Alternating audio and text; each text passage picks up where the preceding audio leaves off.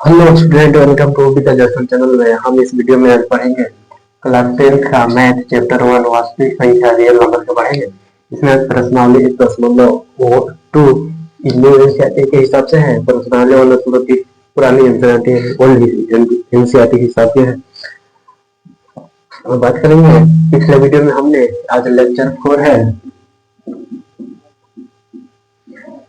अगर फिर लेक्चर इससे पहले भी लेक्चर हमने वीडियो कंप्लीट कर लिया है, नहीं देखे हैं तो यूट्यूब चैनल पर जाके प्ले लिस्ट में जाके देख लें।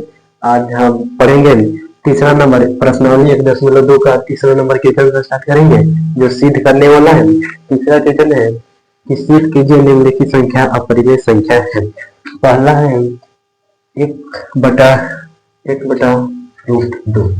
पहला है 1/√2 को सिद्ध करना है कि ये अपरिमित संख्या है। इसका सिंपल हल लिखते हैं और इसको सिद्ध करते हैं ये अपरिमित संख्या। सबसे पहले मानेंगे कि 1/2 क्या है? एक परिमेय संख्या। 1/2 एक परिमेय संख्या है।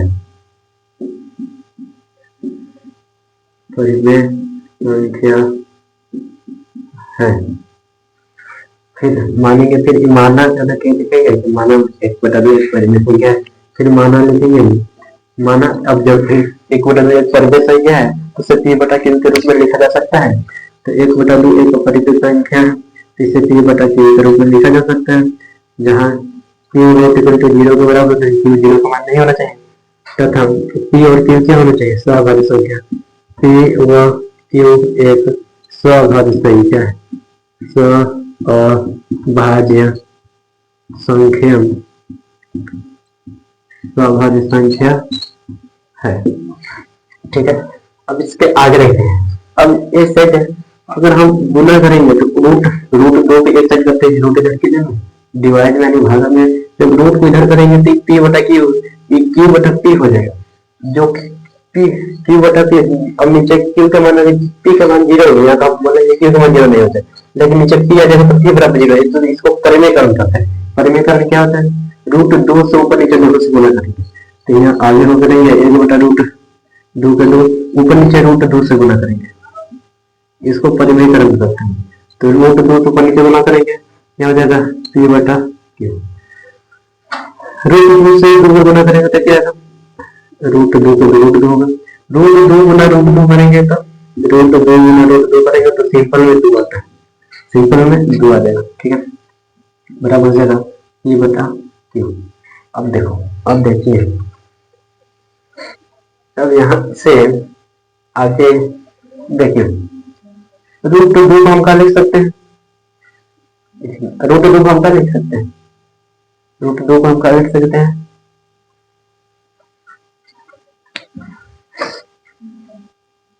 देखिए, अब आगे करते हैं। देखिए, ये √2 तो डिवाइड में नहीं है, ये 2 कुछ नहीं होगा, भागा में इधर है तो गुना हो जाएगा। तो यहाँ से आगे हो जाएगा √2 के √2 हो जाएगा। अगर 2 भागा में इधर जाएगा तो गुना में हो जाएगा। तो जब भागा में इधर 2p हो जाएगा तो 2p/q। इस समीकरण 1 मान लेते हैं। अब देखिए, p और q कुछ है, पूर्णांक है। p और q को पूर्णांक है, तो पूर्णांक को पूर्णांक से डिवाइड करते हैं तो कुछ है परिमेय संख्या। ऊपर भी पूर्णांक है और नीचे भी पूर्णांक है, तो कुछ है परिमेय संख्या है। तो जिसे p/q के रूप में लिखा जाता है तो इसका बोलते हैं परिमेय संख्या। तो ये p/q है, मतलब परिमेय संख्या। और √2 क्या है?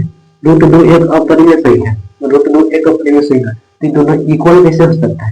अपरिमेय संख्या परिमेय संख्या दोनों इक्वल नहीं हो सकता है, अर्थात ये अपरिमेय संख्या हमारी जो कल्पना है कि √2 एक परिमेय संख्या, ये गलत हो जाएगा। तो यहाँ से यही लिखेंगे कि चूंकि 2p व q एक पूर्णांक है, तो यहाँ से 2p भी पूर्णांक, ऊपर पूर्णांक साबित करना, नीचे से पूर्णांक साबित करना है। तो क्योंकि 2p भी पूर्णांक होगा, 2p भी पूर्णांक होगा। तो इसके आगे देखिए, बस छोटा है लैंग्वेज, बस थोड़ा सा तो हो गया। अब देखिए, तो 2p/क्या q क्यू एक जब पूर्णांक से डिवाइड करते हैं तो कुछ ही आता है। इसे हम पी बटा क्यू के रूप में लिखते हुए क्या आता है, परिमेय संख्या आता है। तो यहाँ पी क्या है, पूर्णांक है, क्यू भी पूर्णांक है, तो दोनों को डिवाइड करते तो कुछ ही आता है, परिमेय संख्या। तो यहाँ ये भी पूर्णांक है, ये भी पूर्णांक है, तो क्या हो जाएगा, एक परिमेय संख्या। तो टू पी अपॉन में क्यू एक परिमेय संख्या है, एक परिमेय संख्या है।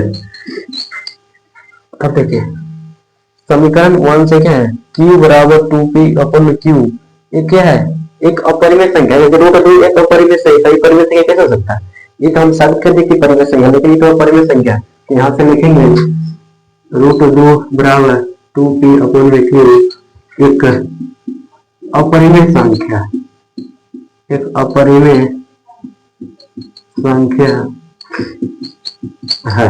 अतः हमारी जो पूर्व कल्पना है, अतः हमारी जो कल्पना है वो क्या है, विरोधाभास निकल रहा है कि ये परिमेय संख्या ही अपरिमेय संख्या, यानी कि अतः हमारी पूर्व कल्पना विरोधाभास है, विरोधाभास है। अतः हमारी कल्पना गलत है, अतः हमारी कल्पना गलत है, कल्पना गलत, हमारी कल्पना गलत है।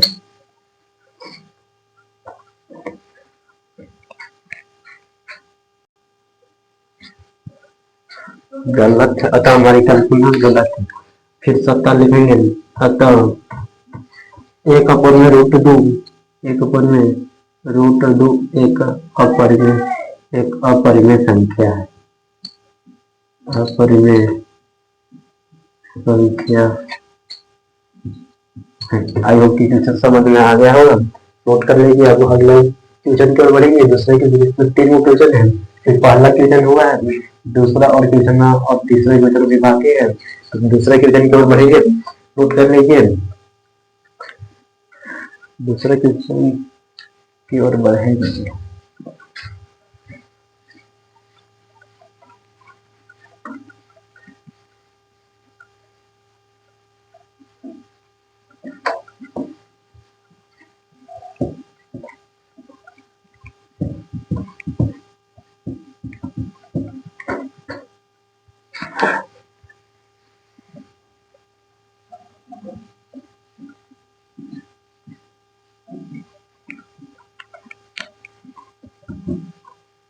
दूसरा क्वेश्चन है 7√5, 7√5 एक अपरिमेय संख्या। सीट करना, जस्ट सीट करना, सिंपल से आसान है।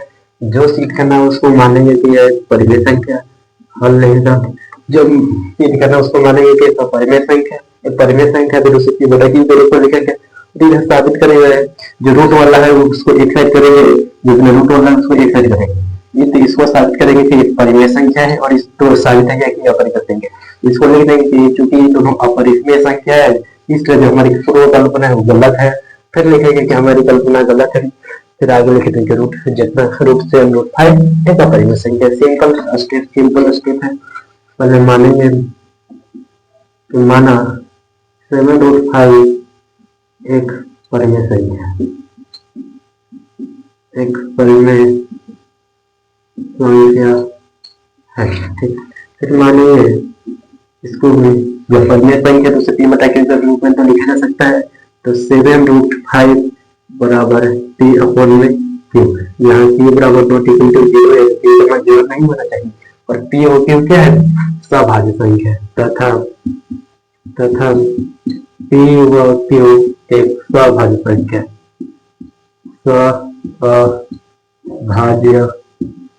सभाज्य संख्या है।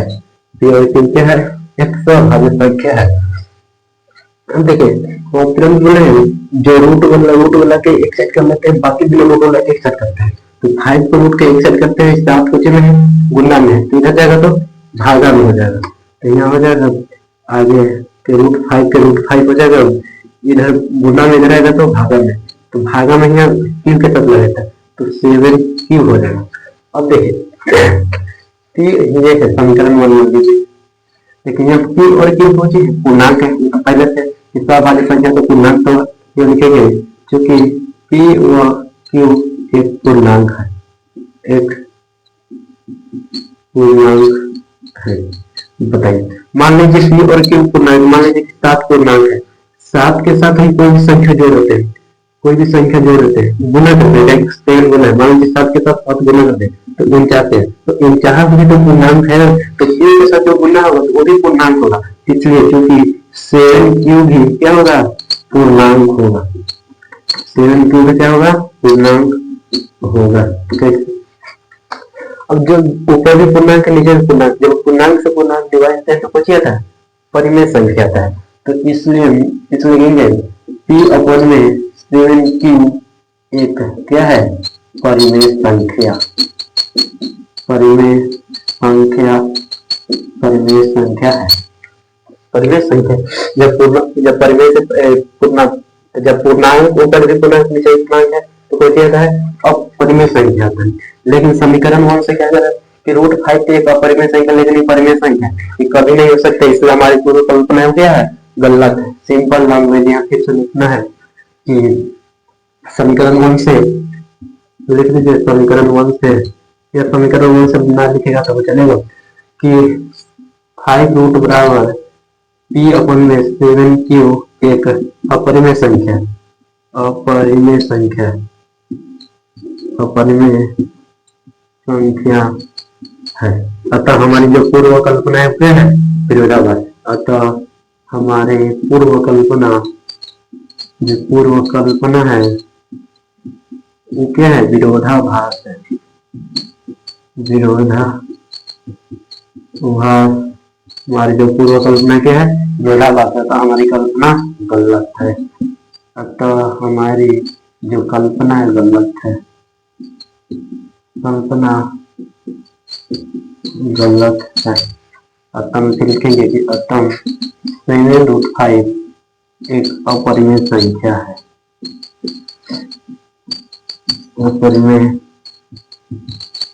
संख्या है। फिर जो समझ में आ गया होगा, सिंपल स्टेप है,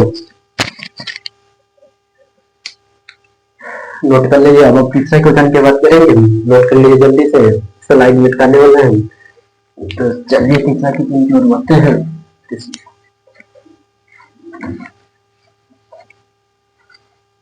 सिंपल में यही लैंग्वेज रहेगा, तो हम ये लैंग्वेज छोड़ते हैं, बाकी सब क्या दे रहे हैं, लैंग्वेज सेम ही रहेगा, बस थोड़ा बहुत चेंज करेंगे, यहाँ खाली चेंज होगा बस, थोड़ा बहुत। तीसरा क्वेश्चन है 6 + √2, यहाँ होगा 6 + √2, तीसरा क्वेश्चन है। चलिए इसको हल करते हैं। सिंपल क्या वही मानेंगे हल, तो ये एक परिमेय संख्या है, तो माना 6 + √2 एक परिमेय संख्या है, परिमेय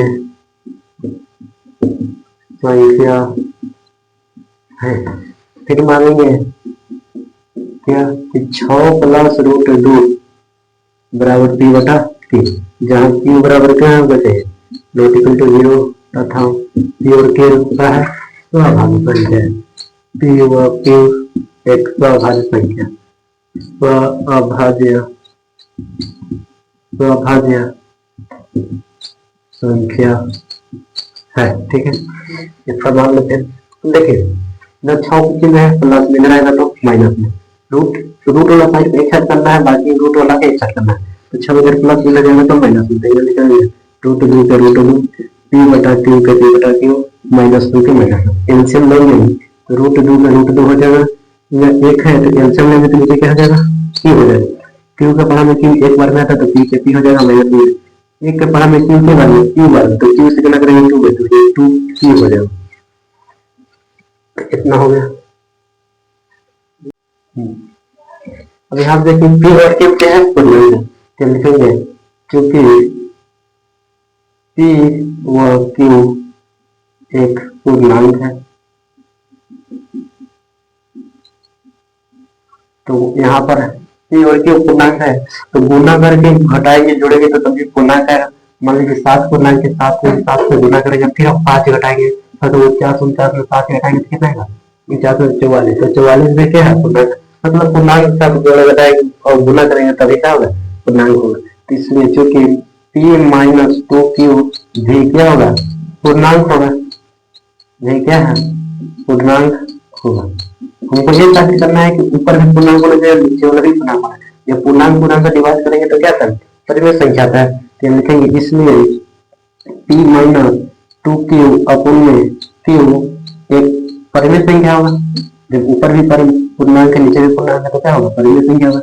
एक परिमेय संख्या, एक परिमेय p माइनस 2q अपन में q एक परिमेय संख्या है या होगा। सेम लैंग्वेज इस समीकरण 1 से, इसको समीकरण 1 मान लीजिए। समीकरण 1 से रूट दो बराबर p माइनस 2q अपन में q एक अपरिमेय संख्या है, अतः हमारी पूर्व कल्पना विरोधाभास है, अतः हमारी कल्पना है वो गलत है। अतः हम यहाँ लिखेंगे कि 6 प्लस रूट दो एक अपरिमेय संख्या है। सिंपल नोट कर लीजिए।